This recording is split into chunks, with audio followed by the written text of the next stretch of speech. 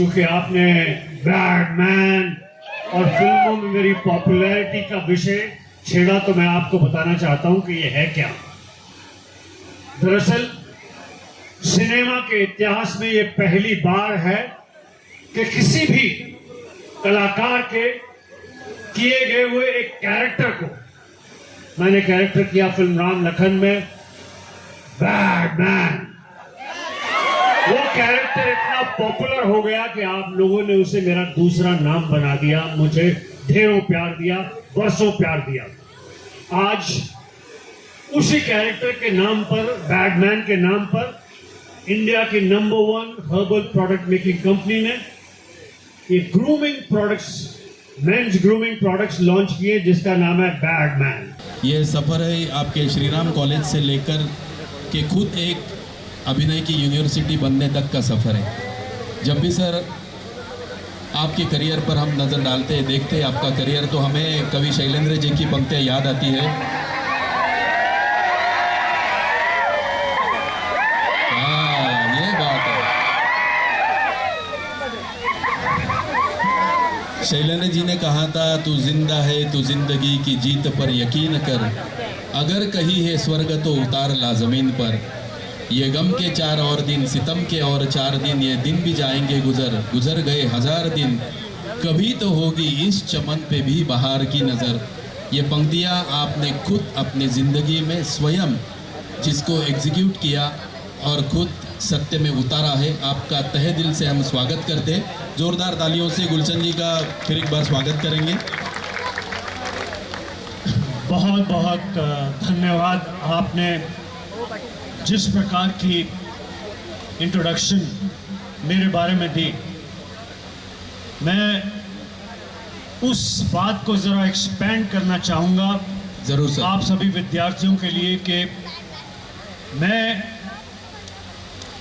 मेरे पिता विद्या में, पढ़ाई में, ज्ञान में, नॉलेज में बहुत विश्वास रखते थे। उनका स्वर्गवास हो गया। आर्थिक हालात हमारे अच्छे नहीं थे, तकलीफें थी, लेकिन पिताजी यही कहते थे कि हर चीज़ की लड़ाई, हर चीज़ की शक्ति विद्या से, ज्ञान से की जा सकती है। उनकी बात सच निकली। दिल्ली की आउटस्कर्ट्स में गवर्नमेंट स्कूल में मैं पढ़ा, जहाँ पर डेस्क भी नहीं था, जहाँ पर इंग्लिश हिंदी में पढ़ाई जाती थी। उसके बाद फर्स्ट क्लास फर्स्ट लाने के बाद मैं श्रीराम कॉलेज ऑफ कॉमर्स में गया। 93% मार्क्स, डिस्टिंक्शन इन 7 सब्जेक्ट्स। क्या बात है सर, वाह। मेरे साथ के क्लासमेट हैं, आप गूगल कीजिएगा, जस्टिस अर्जुन सीकरी। ओहो। जस्टिस सीकरी और मैं एक ही बेंच पर बैठते थे।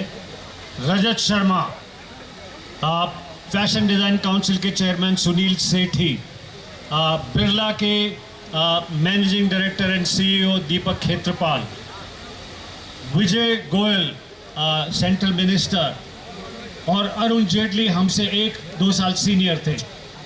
तो ऐसे सभी अचीवर्स के साथ पहुंचा मैं उन हालात से जहां पर इस बात से नहीं घबराया कि यार दूसरे के पास हमारे से साधन ज़्यादा हैं, दूसरे के पास हमसे एक्सपोजर ज़्यादा है, वो तो विदेश में घूमे हैं, उनके माँ बाप अभिभावक तो बहुत पढ़े लिखे हैं, तो अपना ज्ञान भी उन्हें बांटते होंगे, कोई फ़र्क नहीं पड़ता।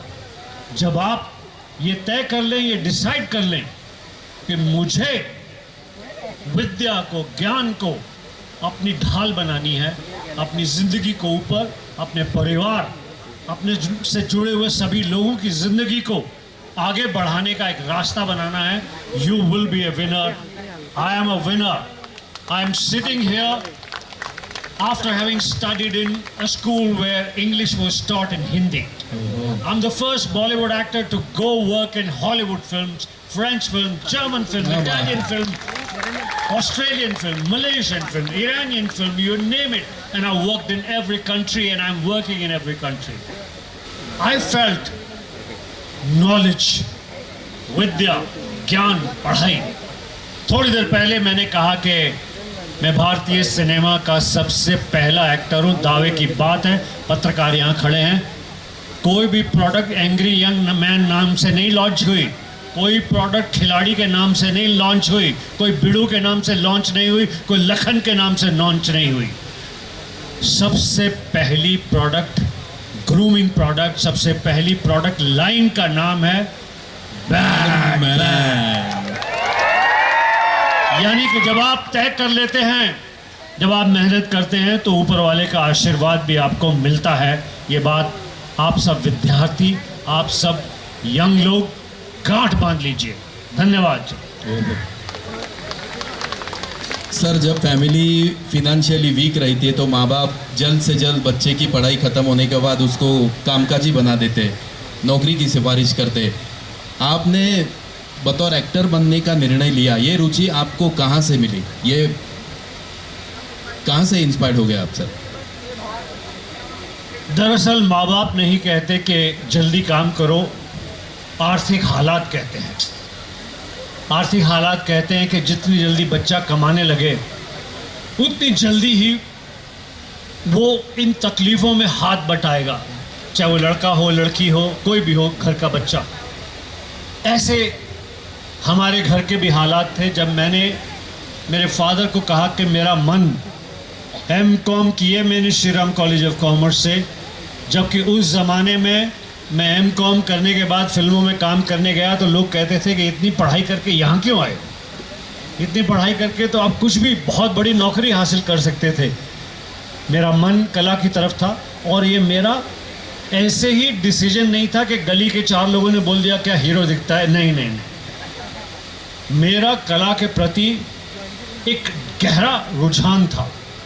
उसके अलावा ऐसा लगा, ऐसा डिस्कवर हो गया था कि कला में मेरा टैलेंट भी है। तो मेरा कला से प्रेम, कला से संबंध शुरू हुआ जब मैं छोटा सा था। तो दिल्ली की आउटस्कर्ट्स की मेरे गांव की रामलीला से, जहाँ पे हम सब बच्चों को, जो शरारती बच्चे थे वो रावण जी की सेना में जाते थे, जो शरीफ बच्चे थे वो हनुमान जी की सेना में जाते थे। तो मुझे तो हनुमान जी की सेना में रोल मिला और वहाँ से मेरा कला से, एक्टिंग से परिचय हुआ, प्यार हुआ, संबंध हुआ।